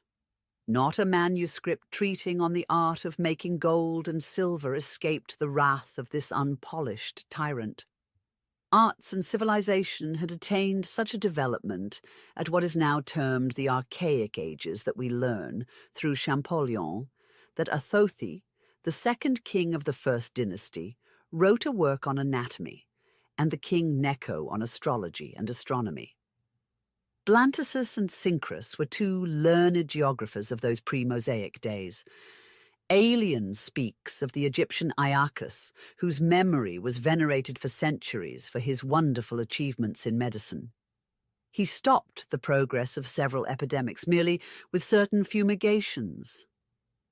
A work of Apollonides, surnamed Orapios, is mentioned by Theophilus, Patriarch of Antioch, entitled The Divine Book, and giving the secret biography and origin of all the gods of Egypt, and Ammianus Marcellinus speaks of a secret work in which was noted the precise age of the bull Apis, a key to many a mystery and cyclic calculation. What has become of all these books, and who knows the treasures of learning they may have contained? We know but one thing for a certainty, and that is that pagan and Christian vandals destroyed such literary treasures wherever they could find them, and that the Emperor Alexander Severus went all over Egypt to collect the sacred books on mysticism and mythology, pillaging every temple, and that the Ethiopians, old as were the Egyptians in arts and sciences, claimed a priority of antiquity as well as of learning over them. As well they might, for they were known in India at the earliest dawn of history. We also know that Plato learned more secrets in Egypt than he was allowed to mention, and that, according to Champollion, all that is really good and scientific in Aristotle's works, so prized in our day by our modern inductionists, is due to his divine master, and that, as a logical sequence, Plato, having imparted the profound secrets he had learned from the priests of Egypt to his initiated disciples orally, who in their turn passed it from one generation to another of adepts, the latter know more of the occult powers of nature than our philosophers of the present day. And here we may as well mention the works of Hermes Trismegistus. Who or how many have had the opportunity to read them as they were in the Egyptian sanctuaries?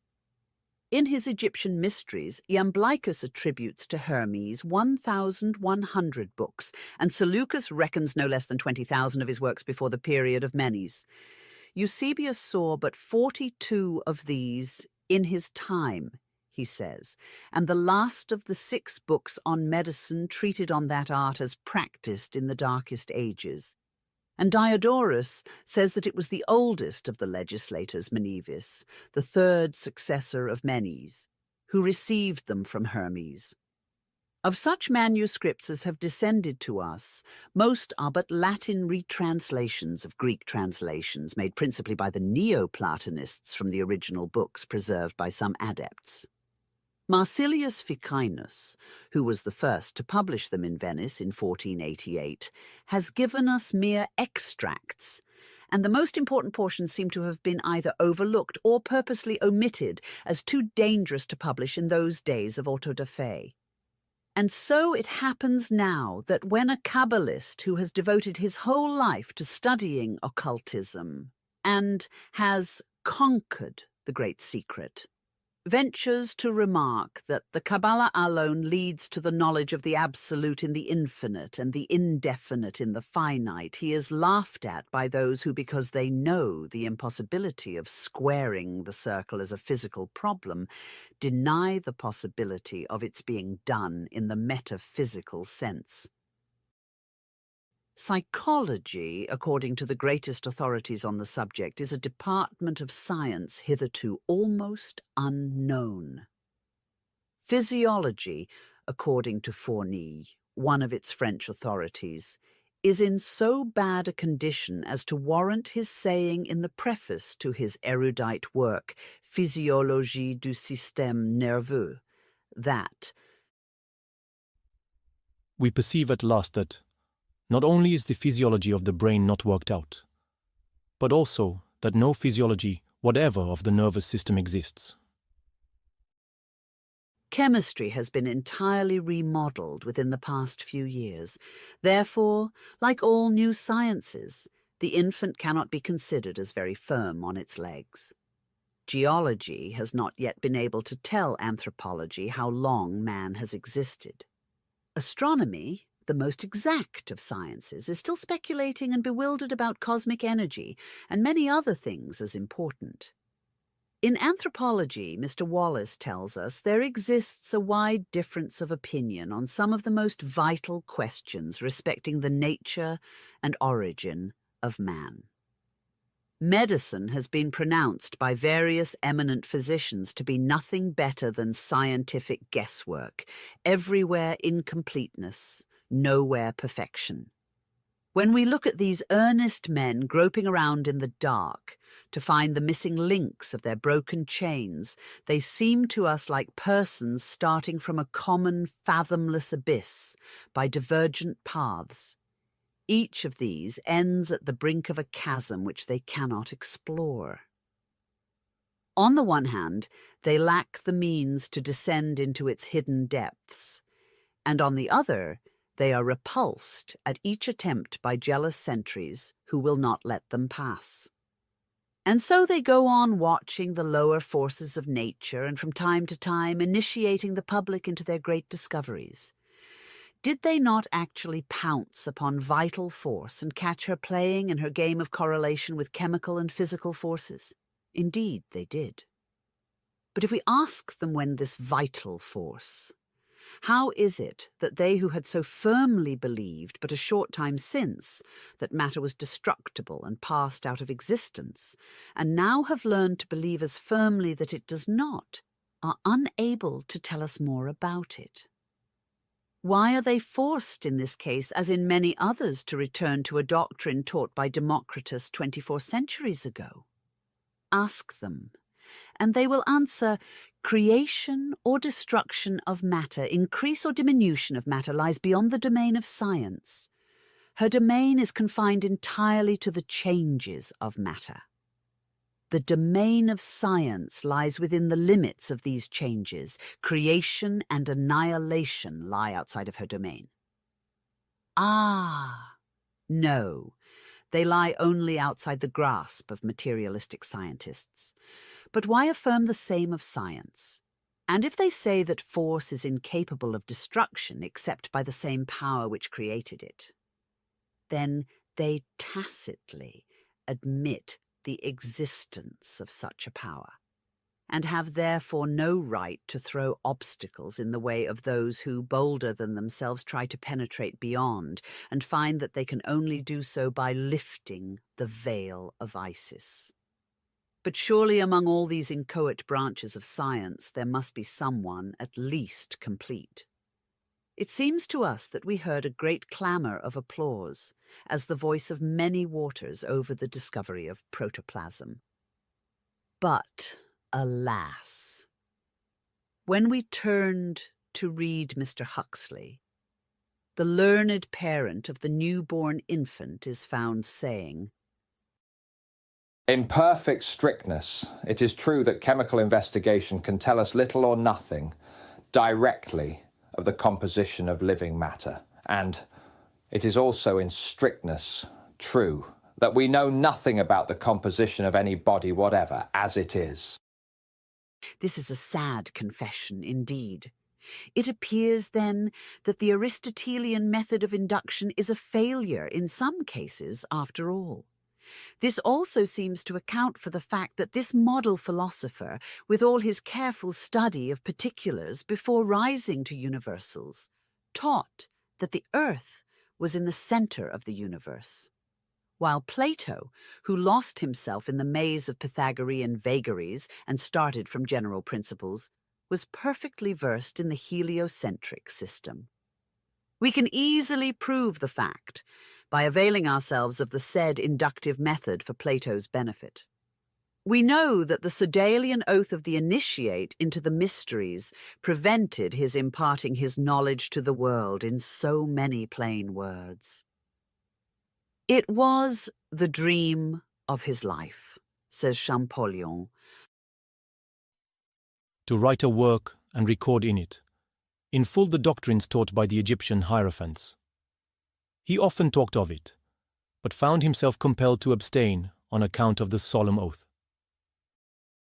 And now judging our modern-day philosophers on the vice versa method, namely arguing from universals to particulars and laying aside scientists as individuals to merely give our opinion of them viewed as a whole, we are forced to suspect this highly respectable association of extremely petty feelings toward their elder, ancient and archaic brothers. It really seems as if they bore always in mind the adage, "Put out the sun and the stars will shine." We have heard a French academician, a man of profound learning, remark that he would gladly sacrifice his own reputation to have the record of the many ridiculous mistakes and failures of his colleagues obliterated from the public memory. But these failures cannot be recalled too often in considering our claims and the subject we advocate. The time will come when the children of men of science, unless they inherit the soul blindness of their skeptical parents, will be ashamed of the degrading materialism and narrow-mindedness of their fathers. To use an expression of the venerable William Howitt, They hate new truths as the owl and the thief hate the sun. Mere intellectual enlightenment cannot recognize the spiritual. As the sun puts out a fire, so spirit puts out the eyes of mere intellect. It is an old, old story. From the days when the preacher wrote, "The eye is not satisfied with seeing, nor the ear filled with hearing," scientists have deported themselves as if the saying were written to describe their own mental condition. How faithfully Lecky, himself a rationalist, unconsciously depicts this propensity in men of science to deride all new things in his description of the manner in which educated men receive an account of a miracle having taken place. "They receive it," says he, with an absolute and even derisive incredulity, which dispenses with all examination of the evidences. Moreover, so saturated do they become with the fashionable skepticism after once having fought their way into the academy that they turn about and enact the role of persecutors in their turn. "It is a curiosity of science," says Howitt. That Benjamin Franklin, who had himself experienced the ridicule of his countrymen for his attempts to identify lightning and electricity, should have been one of the committee of savants in Paris in 1778, who examined the claims of mesmerism and condemned it as absolute quackery. If men of science would confine themselves to the discrediting of new discoveries, there might be some little excuse for them on the score of their tendency to a conservatism begotten of long habits of patient scrutiny. But they not only set up claims to originality, not warranted by fact, but contemptuously dismiss all allegations that the people of ancient times knew as much and even more than themselves. Pity that in each of their laboratories there is not suspended this text from Ecclesiastes. "Is there anything whereof it may be said, See, this is new? It hath been already of old time, which was before us." In the verse which follows the one here quoted, the wise man says, "There is no remembrance of former things," so that this utterance may account for every new denial. Mr. Meldrum may exact praise for his meteorological observation of cyclones in the Mauritius, and Mr. Baxendale of Manchester talk learnedly of the convection currents of the earth, and Dr. Carpenter and Commander Maury map out for us the equatorial current, and Professor Henry show us how the moist wind deposits its burden to form rivulets and rivers only to be again rescued from the ocean and return to the hilltops. But hear what Koheleth says. "The wind goeth toward the south, and turneth about unto the north. It whirleth about continually, and the wind returneth again according to his circuits. All the rivers run into the sea, yet the sea is not full. Unto the place from whence the rivers come, thither they return again." The philosophy of the distribution of heat and moisture by means of ascending and descending currents between the equator and the poles has a very recent origin. But here has the hint been lying unnoticed in our most familiar book for nearly 3,000 years. And even now, in quoting it, we are obliged to recall the fact that Solomon was a Kabbalist, and in the above texts simply repeats what was written thousands of years before his time. Cut off, as they are, from the accumulation of facts in one half of the universe, and that the most important modern scholars are naturally unable to construct a system of philosophy which will satisfy themselves, let alone others. They are like men in a coal mine who work all day and emerge only at night, being thereby unable to appreciate or understand the beauty and glory of the sunshine. Life to them measures the term of human activity, and the future presents to their intellectual perception only an abyss of darkness. No hope of an eternity of research, achievement, and consequent pleasure softens the asperities of present existence. And no reward is offered for exertion but the bread-earning of today, and the shadowy and profitless fancy that their names may not be forgotten for some years after the grave has closed over their remains. Death to them means extinction of the flame of life. and the dispersion of the fragments of the lamp over boundless space. Said Basilius, the great chemist, at his last hour as he burst into tears, "Do not wonder that I weep. You will not believe me a weak man, nor think I am alarmed by what the doctor has to announce to me. I am prepared for all, but I have to bid farewell to science, and you ought not to wonder that it costs me dear." How bitter must be the reflections of such a great student of nature as this, to find himself forcibly interrupted midway toward the accomplishment of some great study, the construction of some great system, the discovery of some mystery which had baffled mankind for ages, but which the dying philosopher had dared hope that he might solve. Look at the world of science today, and see the atomic theorists patching the tattered robes which expose the imperfections of their separate specialties. See them mending the pedestals upon which to set up again the idols which had fallen from the places where they had been worshipped before this revolutionary theory had been exhumed from the tomb of Democritus by John Dalton. In the ocean of material science, they cast their nets, only to have the meshes broken when some unexpected and monstrous problem comes their way.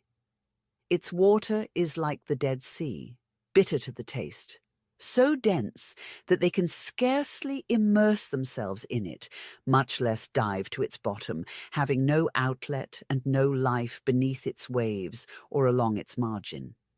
It is a dark, forbidding, trackless waste, yielding nothing worth the having, because what it yields is without life and without soul. There was a period of time when the learned academics made themselves particularly merry at the simple enunciation of some marvels which the ancients gave as having occurred under their own observations. What poor dolts! Perhaps liars these appeared in the eyes of an enlightened century. Did not they actually describe horses and other animals, the feet of which presented some resemblance to the hands and feet of men? And in A.D. 1876, we hear Mr. Huxley giving learned lectures in which the proto-hippus, rejoicing in a quasi-human forearm, and the oro-hippus with his 4 toes and Eocene origin, and the hypothetical pedactyl equus, maternal grand uncle of the present horse, play the most important part. The marvel is corroborated. Materialistic Pyrrhonists of the 19th century avenge the assertions of superstitious Platonists. The antediluvian Gobe Mouche. And before Mr. Huxley, Geoffroy Saint-Hilaire has shown an instance of a horse which positively had fingers separated by membranes. When the ancients spoke of a pygmy race in Africa, they were taxed with falsehood. And yet pygmies like these were seen and examined by a French scientist during his voyage in the Tenda Maya on the banks of the Rio Grande in 1840, by Bayard Taylor at Cairo in 1874, and by Monsieur Bond of the Indian Trigonometrical Survey, who discovered a wild dwarfish race living in the hill jungles of the Western Ghats to the southwest of the Pelini Hills, a race, though often heard of, no trace of which had previously been found by the survey. This is a new pygmy race, resembling the African Obongos of Duchailu, the Akas of Schweinfurt, and the Dokos of Dr. Krapf in their size, appearance, and habits. Herodotus was regarded as a lunatic for speaking of a people who he was told slept during a night which lasted 6 months. If we explain the word slept by an easy misunderstanding, it will be more than easy to account for the rest as an allusion to the night of the polar regions. Pliny has an abundance of facts in his work, which until very recently were rejected as fables. Among others, he mentions a race of small animals, the males of which suckle their young ones. This assertion afforded much merriment among our savants. In his report of the Geological Survey of the Territories for 1872, Mr. C. H. Merriam describes a rare and wonderful species of rabbit, Lepus bairdi, inhabiting the pine regions about the headwaters of the Wind and Yellowstone rivers in Wyoming. Mr. Merriam secured 5 specimens of this animal, which are the first individuals of the species that have been brought before the scientific world. One very curious fact is that all the males have teats and take part in suckling their young. Adult males had large teats full of milk, and the hair around the nipple of one was wet and stuck to it, showing that, when taken, he had been engaged in nursing his young.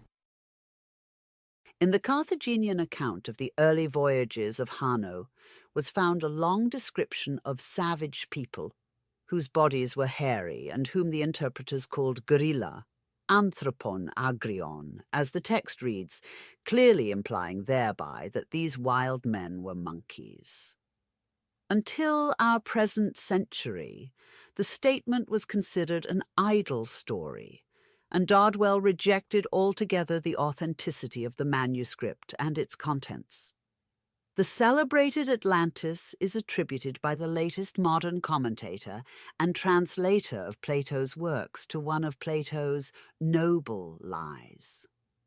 Even the frank admission of the philosopher in the Timaeus that They say that in their time, the inhabitants of this island, Poseidon, preserved a tradition handed down by their ancestors concerning the existence of the Atlantic island of a prodigious magnitude, and so on, does not save the great teacher from the imputation of falsehood by the infallible modern school. Among the great mass of peoples plunged deep in the superstitious ignorance of the medieval ages, there were but a few students of the Hermetic philosophy of old, who, profiting by what it had taught them, were enabled to forecast discoveries which are the boast of our present age. While at the same time the ancestors of our modern high priests of the Temple of the Holy Molecule were yet discovering the hoof tracks of Satan in the simplest natural phenomenon. Says Professor A. Wilder, Roger Bacon, 13th century, in his treatise on the admirable force of art and nature, devotes the first part of his work to natural facts. He gives us hints of gunpowder and predicts the use of steam as a propelling power. The hydraulic press, the diving bell and kaleidoscope are all described. the ancients speak of waters metamorphosed into blood, of blood rain, of snowstorms during which the earth was covered to the extent of many miles with snow of blood. This fall of crimson particles has been proved, like everything else, to be but a natural phenomenon. It has occurred at different epochs, but the cause of it remains a puzzle until the present day. De Candolle, one of the most distinguished botanists of this century, sought to prove in 1825, at the time when the waters of the Lake of Morat had apparently turned into a thick blood, that the phenomenon could be easily accounted for. He attributed it to the development of myriads of those half-vegetable, half-infusory animals which he terms oscillatoria rubsens, and which form the link between animal and vegetable organisms. Elsewhere, we give an account of the red snow which Captain Ross observed in the Arctic regions. Many memoirs have been written on the subject by the most eminent naturalists, but no two of them agree in their hypotheses. Some call it pollen powder of a species of pine, others small insects. And Professor Agathe confesses very frankly that he is at a loss to either account for the cause of such phenomena or to explain the nature of the red substance.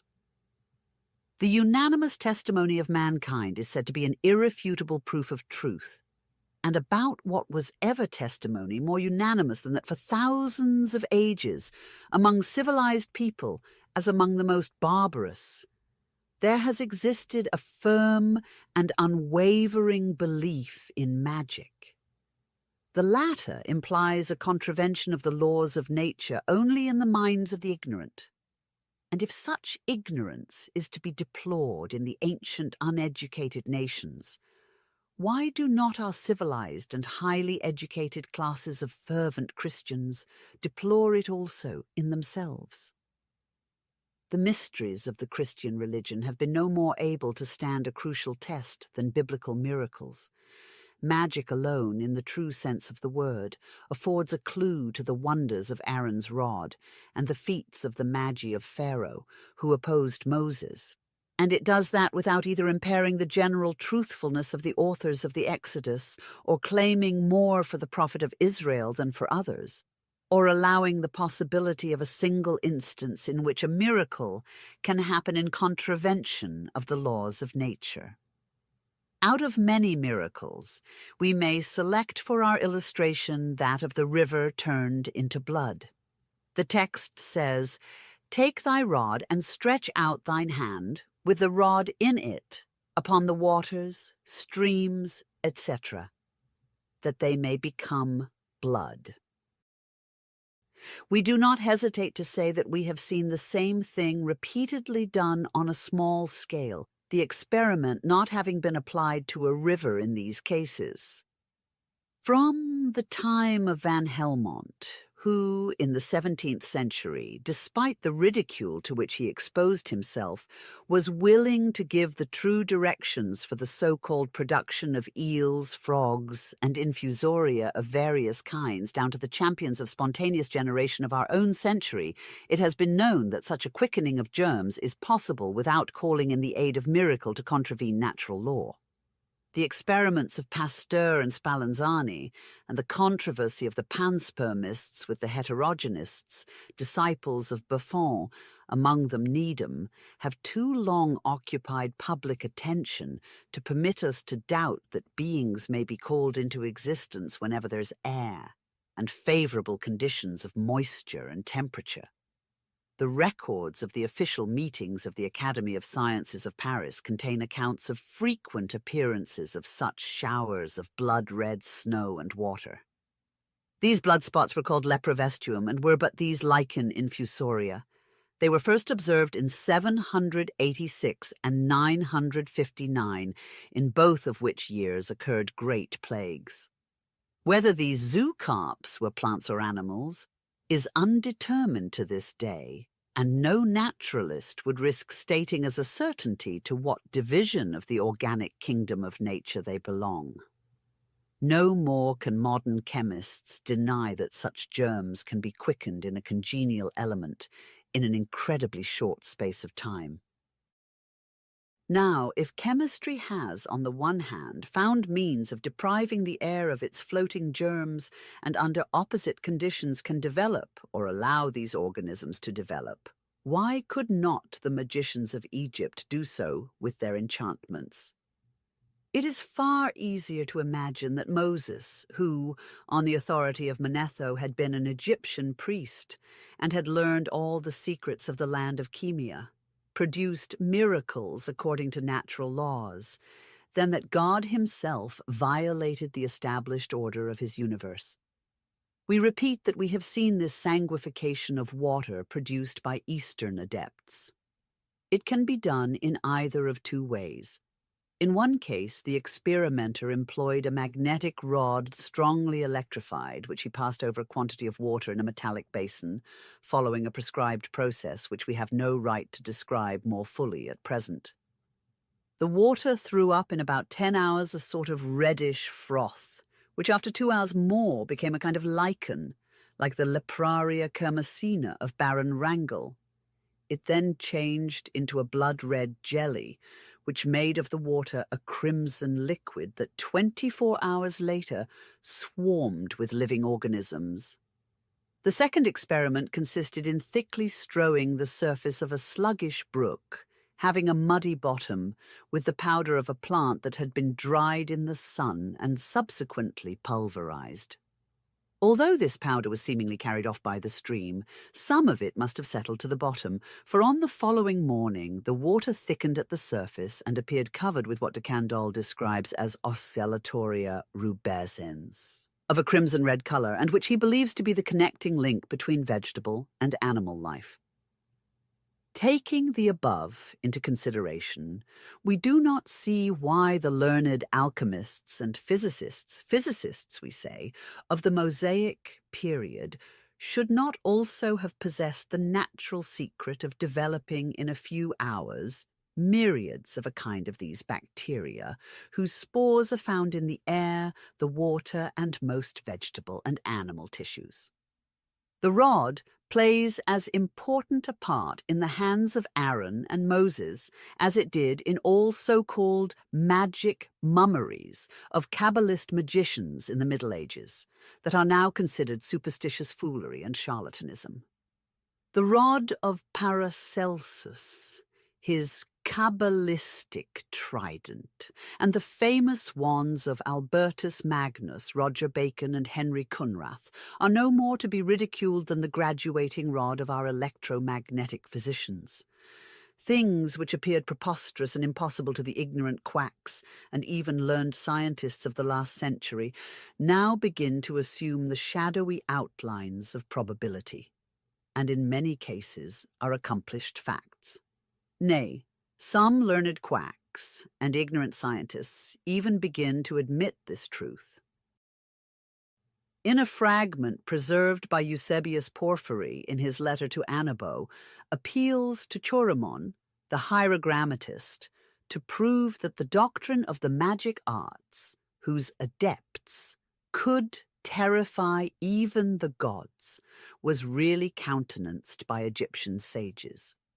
Now, bearing in mind the rule of historical evidence propounded by Mr. Huxley in his Nashville address, two conclusions present themselves with irresistible force. First, Porphyry, being in such unquestioned repute as a highly moral and honorable man, not given to exaggeration in his statements, was incapable of telling a lie about this matter, and did not lie. And second, that being so learned in every department of human knowledge about which he treats, it was most unlikely that he should be imposed upon as regards the magic arts. And he was not imposed upon. Therefore, the doctrine of chances, supporting the theory of Professor Huxley, compels us to believe, 1, that there was really such a thing as magic arts, and 2, that they were known and practiced by the Egyptian magicians and priests, whom even Sir David Brewster concedes to have been men of profound scientific attainments.